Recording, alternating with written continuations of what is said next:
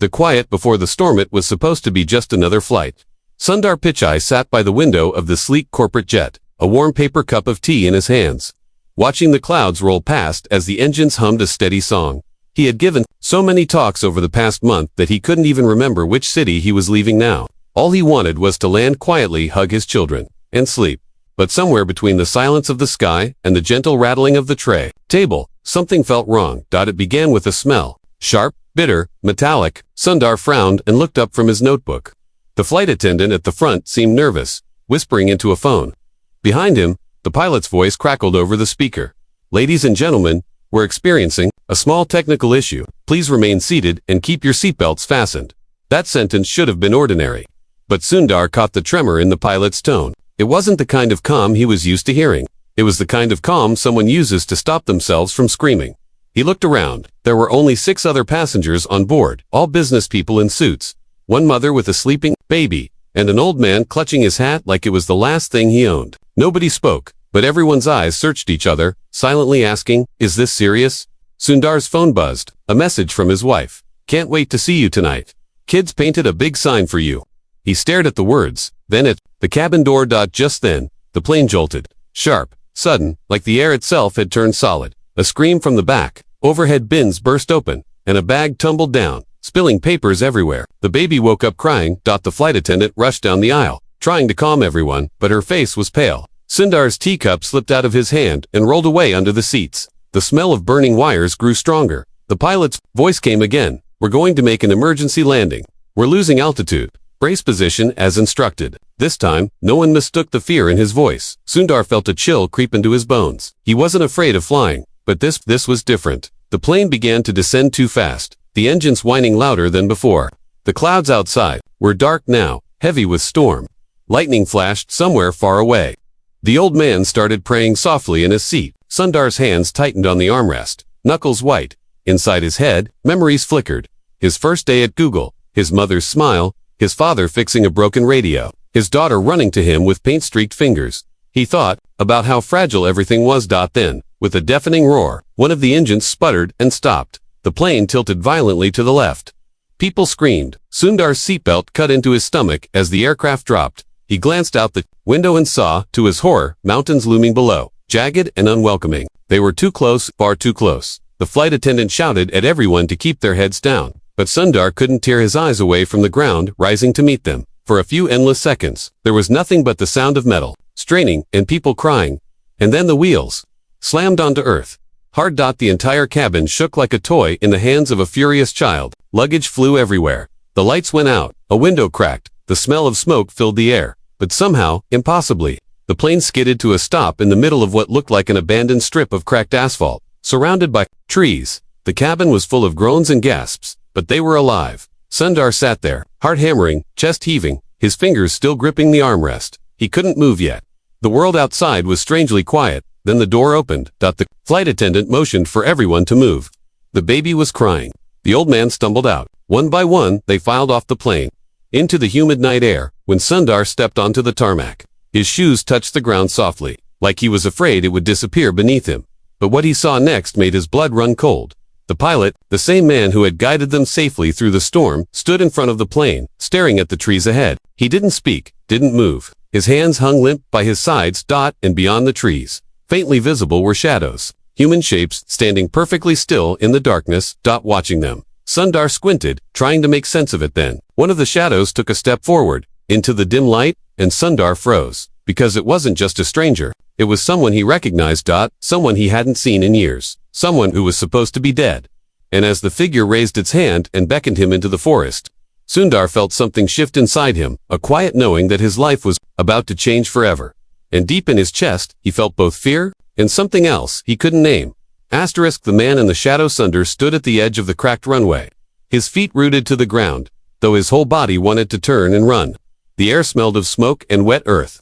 Behind him, the plane still hissed softly, a wounded bird too stubborn to die. Passengers huddled near the tail, whispering to each other, some sitting on the ground and rocking back and forth, others staring at their phones, even though there was no signal here. Someone coughed and muttered about calling the authorities. But the pilot simply stood ahead, stiff as stone, his face empty of expression. And Sundar could not stop staring at the figure that had stepped out from the forest. It was a man, taller, Then Sundar remembered, wrapped in a faded coat with the collar turned up, his hair wild and dark. But it wasn't just his presence that shook Sundar to his bones. It was the impossible fact that he was alive at all. This was Manish. Manish, who had been his closest friend back in India. The boy who'd shared his lunch in school. Who had fixed his bicycle when they were 14. Who had vanished one rainy night 15 years ago and never came back. They said he had drowned in a river trying to save a child. Sundar had stood at his funeral. He had wept over his ashes. But now Manish stood there, silent, one arm slightly raised as if inviting him into the trees. His eyes, though shrouded in darkness, glowed faintly,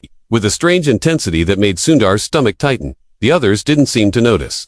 No one else looked toward the forest. Sundar swallowed hard. The old man with the hat brushed past him, muttering about waiting for rescue. The flight attendant tried to herd people back toward the plane, promising that help would arrive soon. But Sundar couldn't move his eyes away. He took a tentative step forward. And the man in the forest smiled, a small, knowing smile, then vanished back into the shadows between the trees. Something deep inside Sundar urged him to follow. He hesitated, looking back once at the other passengers, at the pilot still staring into nothing, at the quiet wreckage of the plane. No one called after him. No one seemed to notice he was leaving. So he slipped into the forest. The air was cooler here, damp and heavy with the scent of pine and something sweet he couldn't name. The trees towered above him like watchful giants, their branches swaying. Though there was no wind, the faint path under his feet was lined with stones and roots that seemed deliberately arranged, though it was impossible to tell by whom.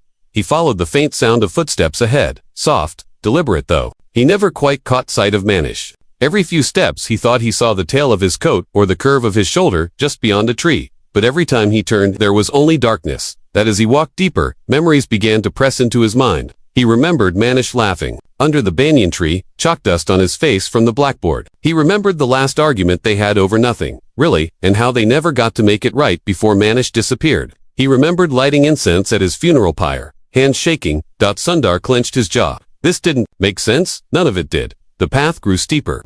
Rocks gave way 2 steps, carved roughly into the hillside.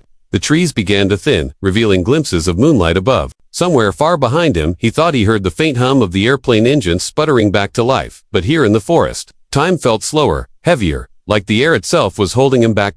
Then, suddenly, the path opened onto a clearing. And Sundar froze. In the middle of the clearing stood a strange, low structure, a circle of stone walls, no higher than his waist, filled with glowing embers that pulsed softly in the dark. Symbols he didn't recognize were etched into the stones, and faint wisps of smoke curled upward into the sky. And standing at the far side of the circle, with his back to Sundar, was Manish. Sundar stepped closer, heart hammering. His voice cracked when he spoke. Manish, is it really you? The figure turned slowly, and for the first time in 15 years, Sundar looked into his friend's eyes. They were the same, yet different. Older, yes, but sharper, more knowing, with something ancient hiding behind the familiar brown. And when Manish spoke, his voice carried both warmth and something colder, like a river that had frozen over but still moved beneath. You came, he said simply. Sundar swallowed, trying to find words. How? I thought you were dead. Manish's lips curled into that same quiet smile. I was, he said, and I wasn't. Sundar shook his head. None of this makes sense. What is this place? Why are you here? Manish glanced at the circle of stones, then back at him. This is where I have been waiting. For you. His words hung heavy in the cool night air. Sundar's knees felt weak, waiting for me. Manish stepped closer, his boots crunching softly on the earth. I didn't save the child that night. The river took us both. But something else pulled me back. Something in these woods. It gave me a choice, and it told me you would come. Sundar felt his breath catch. The clearing seemed to tilt slightly around him, as though the earth itself had leaned in to listen. What choice? Sundar asked finally, though part of him wasn't sure he wanted the answer. Manish lowered his gaze, and for a moment, Sundar saw something fragile in his friend's expression. Regret. Maybe. Or grief. The choice, Manish said softly, to carry what no one else could, and to pass it on when the time was right. Sundar stared at him. Pass what on? Manish reached into his coat pocket and drew out a small, weathered box. It was made of dark wood, etched with the same strange symbols as the stones in the clearing. He held it out between them. This, he said. Sundar didn't move. He just stared at the box, feeling the weight of it even before he touched it. What's inside? Manish's eyes darkened. Everything, he whispered, and nothing. A wind rose suddenly, rustling the branches overhead. The embers in the circle flared brighter, casting long shadows across the ground. Sundar felt his pulse pounding in his ears. He reached out, his fingers trembling as they closed over the box. It was surprisingly warm. The moment his skin touched it, the ground beneath him seemed to shift, and the air grew thicker, charged with something electric. Manish stepped back, watching him closely. "Once you open it," he said, "you can't go back. You'll see things, feel things, and you'll have to decide what to do with them." Sundar swallowed hard, his throat dry. "Why me?" Manish's gaze softened, and for the first time, he almost looked like the boy Sundar had known. "Because you've always been the one who chooses the harder path," he said simply. A sudden howl echoed from somewhere deep in the forest. Sharp, guttural, not quite human. Sundar flinched. Manish's expression hardened. "They know you're here now," he said, his voice low. "You have to decide. Now." Sundar looked down at the box in his hands, its surface humming faintly. The embers in the circle flared even brighter, casting light on his face, behind him. He thought he heard the faint sound of footsteps, many footsteps approaching through the trees. He glanced up at Manish, whose eyes were fixed on the shadows beyond the clearing. "Who are they?" Sundar asked, his voice almost a whisper. Manish didn't answer. He just nodded at the box and said, "Open it, or run." Sundar's breath caught in his chest as the sound of the footsteps grew louder, closer, circling the clearing now. He looked down at the box again, feeling its weight, its warmth, the strange pull of it in his hands. And then a voice, low and unfamiliar, rose from the darkness behind him. "He doesn't belong here. Give it back." Sundar spun around, heart hammering. Just beyond the edge of the circle, in the shadows of the trees, dozens of eyes glowed faintly, watching him, waiting. The choice beneath the tree. Sundar stood in the clearing, his chest rising and falling too fast, the wooden box heavy in his hands. The faint glow of the embers around him made his skin shimmer with golden shadow. Beyond the circle, the forest was alive, not just with wind and branches and leaves, but with something darker, something sentient. Dozens of faint eyes stared back at him from the trees. They floated just above the ground, quiet and unblinking, like predators sizing up prey. The voice that had spoken from the darkness still lingered in the air, low and sharp. "He doesn't belong here. Give it back." Manish didn't move. His gaze stayed fixed on Sundar, though there was a tightness now in his jaw, as if he were bracing for something inevitable. "Don't listen," Manish said finally, his voice calm but with a tremor beneath it. "Stay inside the circle. It's the only place they can't touch you." But Sundar's feet felt glued to the earth, his heart drumming against his ribs. The figures beyond the circle began to move, slow, deliberate, just enough to make their shapes clearer. They were human, and yet not. Long limbs, draped in rags that hung like smoke, faces obscured, except for those pale glowing eyes. The closest of them stepped forward. Its voice came again, rough and cold. "The box is not his. It was never meant for him." Sundar looked down at the object in his hands. It felt warmer now, almost pulsing. There was a faint vibration in the wood, like something alive trapped within. "What is it?" Sundar asked quietly, his voice breaking. Manish's eyes flicked to the creatures in the shadows, then back to him. "It's a burden," he said, "but also a key to something you cannot yet understand." The creature at the edge of the circle hissed softly. "A curse," it corrected, "a weight no man should bear. Hand it over, and we will let you leave, unmarked." Sundar's mind raced. He glanced at Manish, who shook his head almost imperceptibly. "Lie," Manish murmured, but Sundar's thoughts spun out of control. He thought of his wife, waiting for him at home, his children, the life he had built so carefully, brick by brick, in a world that made sense. What was he doing here? Clutching some strange box in a forest full of monsters. He could feel the weight of every choice he had ever made pressing down on him now, and his hands began to tremble. One of the creatures moved closer. And now Sundar could see its face, or what should have been a face, pale, smooth, almost featureless except for the faint hollows where eyes and a mouth might have been. It raised a long thin arm and pointed at him. "Give it back," it growled. The embers in the circle flared brighter, and the ground beneath Sundar's feet shook. He stumbled but stayed within the boundary. Manish stepped closer to him, his voice low and urgent. "You can't give it to them," he said. "If you do, they will destroy what you are. You'll walk out of here empty. Nothing left but a shell. But if you keep it," he hesitated, swallowing hard. "If you keep it, everything you know will change." "Forever?" Sundar stared at the box. His fingers traced the strange symbols carved into its surface. His mind felt like it was splitting into two paths, each one darker than the other. He looked up at Manish, then at the creatures. One of them leaned forward slightly, its voice softening to something almost human. "Think of your children," it said. "Think of the people who love you. We can send you back to them, whole, untouched. Just let go." Sundar's breath caught in his throat. The thought of home pierced through him like a blade. His daughter's paint-streaked hands, his son's laugh, his wife's quiet smile. He wanted that. He wanted to go home, but Manish's voice cut through his thoughts like a whip. "They can give you home," he said, his eyes blazing, "but it will never feel like yours again." Sundar felt his knees weaken, but somehow he stayed standing. And then something strange happened. The box in his hands grew even warmer, and suddenly, a faint crack appeared along its edge. a sliver of light, escaped from the crack, soft, golden, and impossibly beautiful. It spilled over his fingers, onto the ground, and the creatures recoiled instantly, hissing and retreating a few steps back. Manish's eyes widened slightly. "It's starting," he whispered. The light grew brighter, and Sundar felt a strange calm settle over him, like standing in the sun after years of rain. For the first time since the crash, his fear faded, replaced by a quiet certainty. He looked at Manish, whose face now glowed faintly in the golden light, and asked the question that had been burning inside him all along.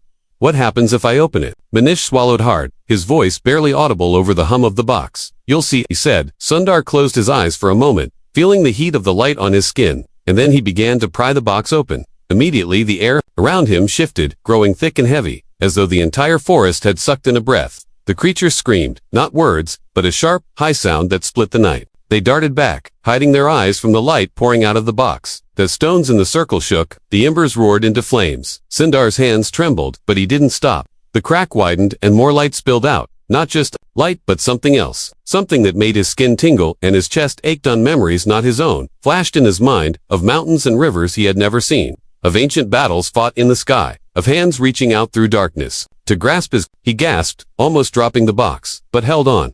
Then a voice, not Manish's, not the creature's, but something deeper, spoke directly into his mind. "You have chosen."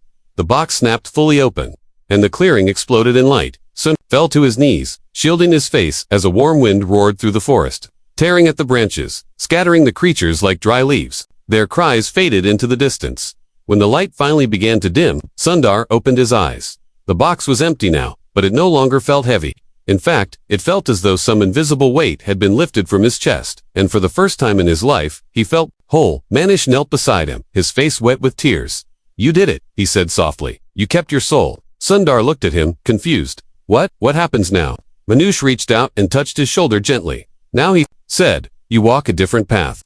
But before Sundar could ask what that meant, a loud crack echoed through the forest, louder than thunder, and the ground beneath them split open. Sundar cried out as the stones of the circle fell away, and he was yanked off his feet, tumbling into darkness below.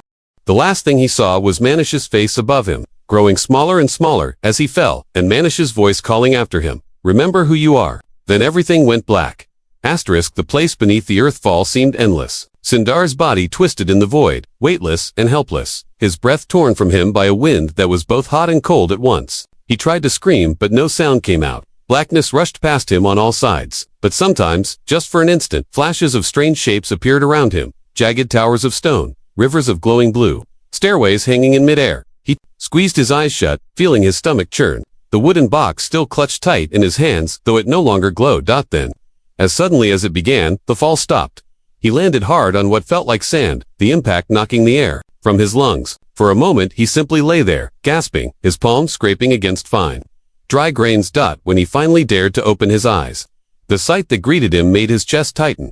He was lying in a vast cavern, the ceiling arched so high above that it disappeared into shadows, but faint streaks of light shimmered across it like veins of gold. The ground beneath him was soft, a desert of pale sand that stretched into the distance. Scattered across the sand were ancient stone pillars, some broken, others still standing, each carved with the same strange symbols that had been etched into the box. The air was warm and heavy, filled with a scent he couldn't name, something sweet but also metallic, like copper mixed with flowers. And it was quiet, too quiet, the kind of silence that felt alive.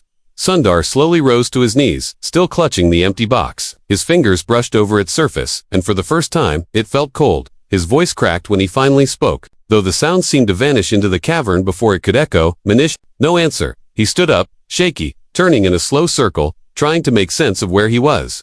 In the distance, he thought he saw a faint glow, a soft, golden light, just like what had spilled from the box. Without thinking, he began to walk toward it. Each step sank slightly into the sand, leaving behind deep footprints that didn't fade. The air here seemed thicker with every breath, as if the cavern itself was watching him, waiting to see what he would do. As he walked, he passed strange things, a shattered mask lying half buried in the sand, a broken sword resting against a stone, a single shoe with no owner in sight, and he felt it, the weight of countless others who had been here before him.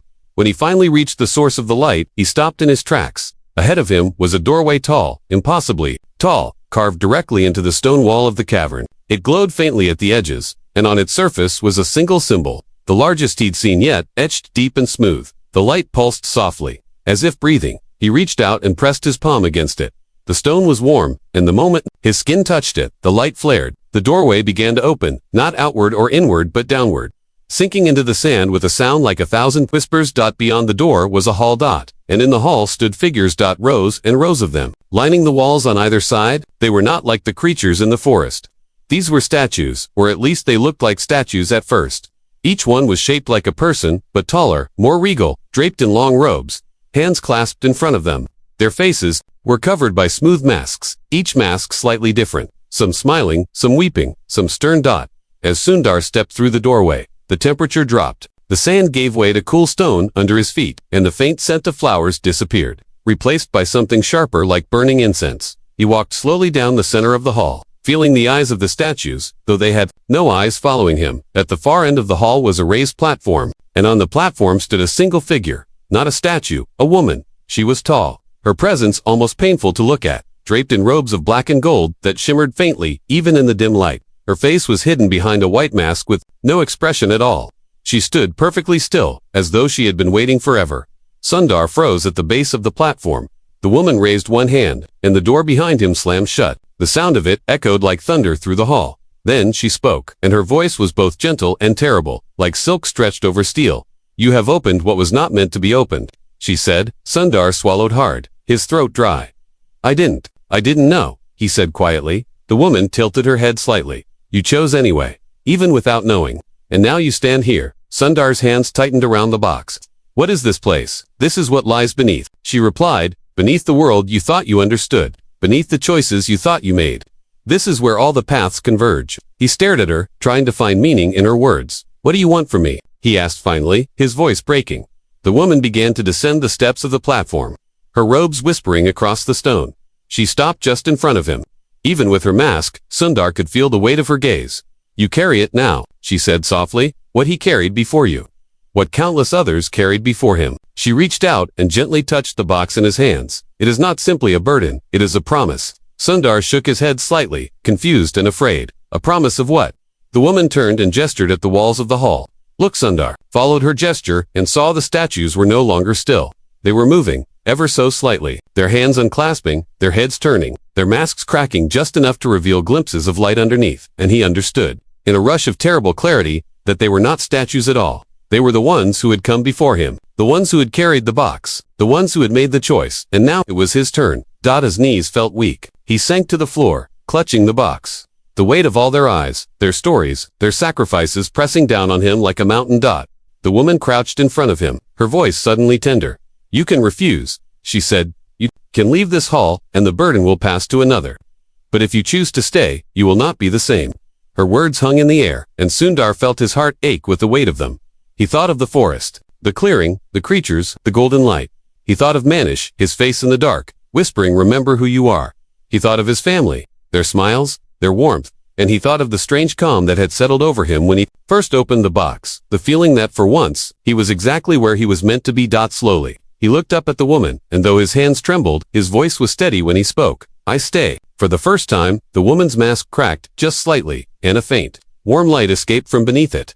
"Then rise," she said, but before he could stand, the ground beneath him shook violently, and the light in the hall began to flicker. The woman's head snapped toward the door at the far end, and Sundar followed her gaze, just in time to see it splinter and shatter. As a massive shadow poured into the room, darker than anything he had seen yet, the statues began to scream. The woman stepped in front of him, raising both hands, her voice sharp and commanding. "Stay behind me," she ordered, but even as she spoke, the shadow rushed forward, swallowing the nearest statues. Their lights snuffed out one by one, and in the chaos, Sundar felt the box in his hands grow hot again. So hot, it burned his palms, and he knew the choice he made was only the beginning.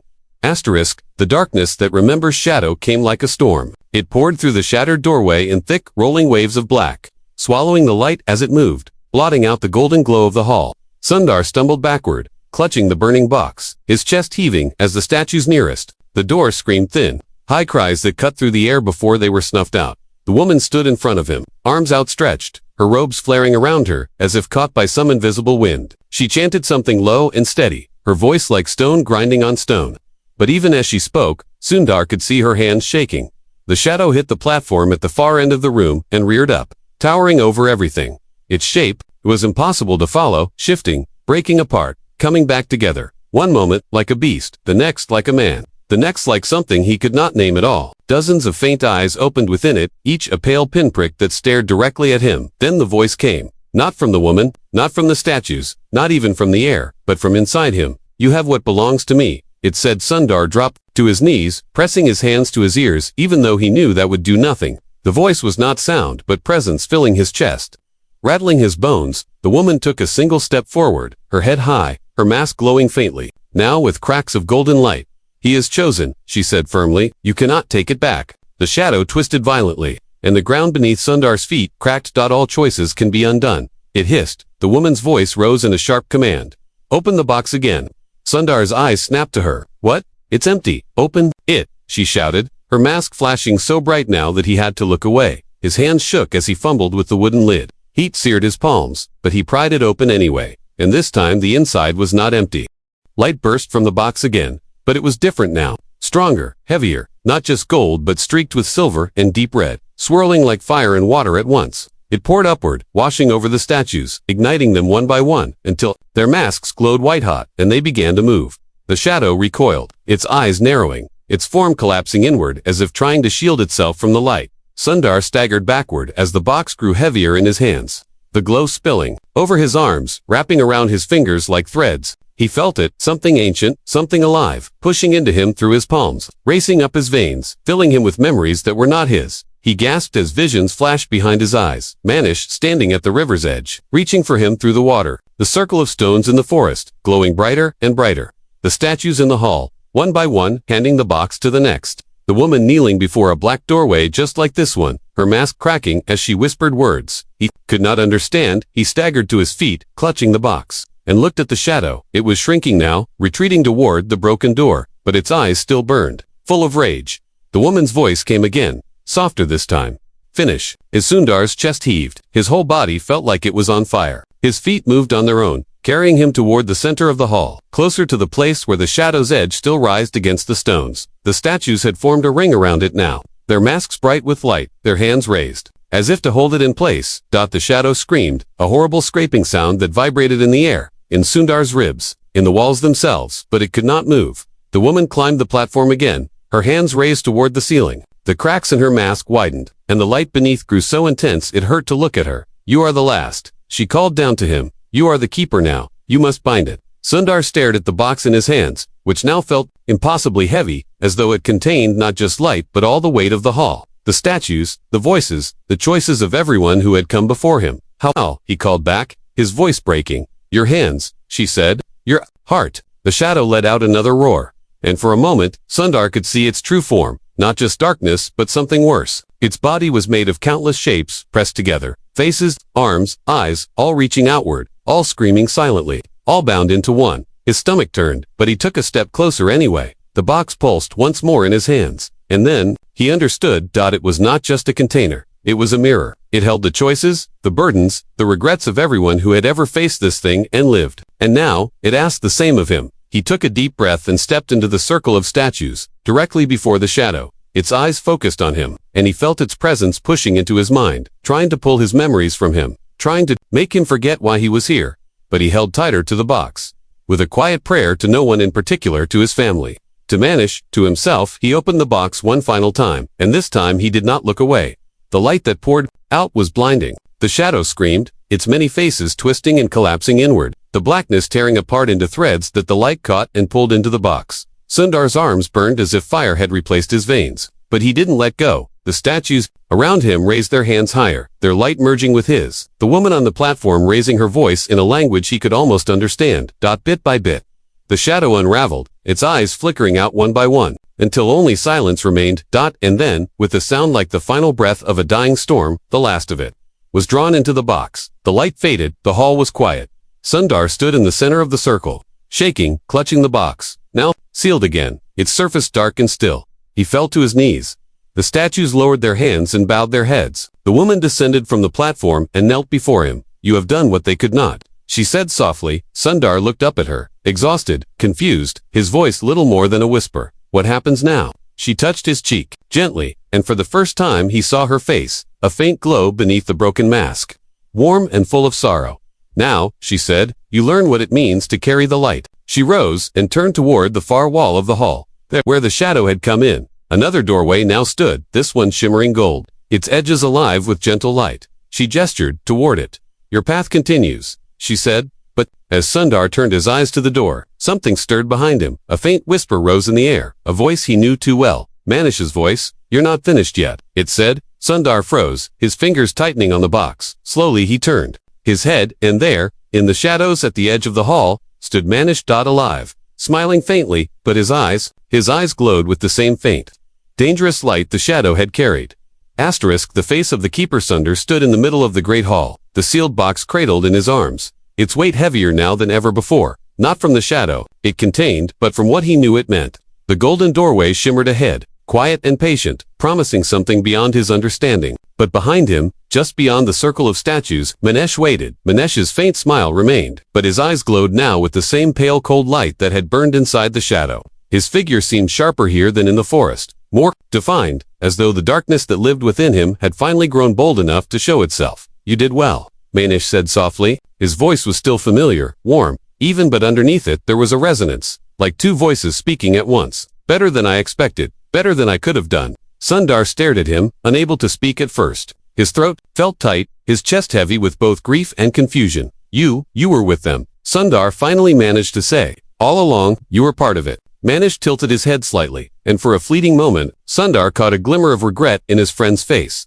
"I was," Manish admitted. "And I wasn't." The statues around them began to stir, shifting uneasily, their masks glowing, faintly as a warning of what was to come. The woman on the platform said nothing now. She only watched, her hands folded, her mask cracked almost completely open but still unreadable. Manish stepped closer, his boots crunching softly on the stone. "You think the box only holds the darkness you saw tonight? No, it holds every choice that was ever made to stand against it. Every pain, every sacrifice, every keeper who came before you. And all of that comes at a cost." Sundar's grip on the box tightened. "Why didn't you tell me?" Manish smiled faintly, and the glow in his eyes flickered for a moment, softening. "Because if you had known what it would take," he said quietly, "you would have said no." Sundar's breath hitched. "And you?" Sundar asked, his voice raw. "What choice did you make?" Manish looked down at his hands, long, elegant fingers that now seemed faintly translucent, threaded with shadow.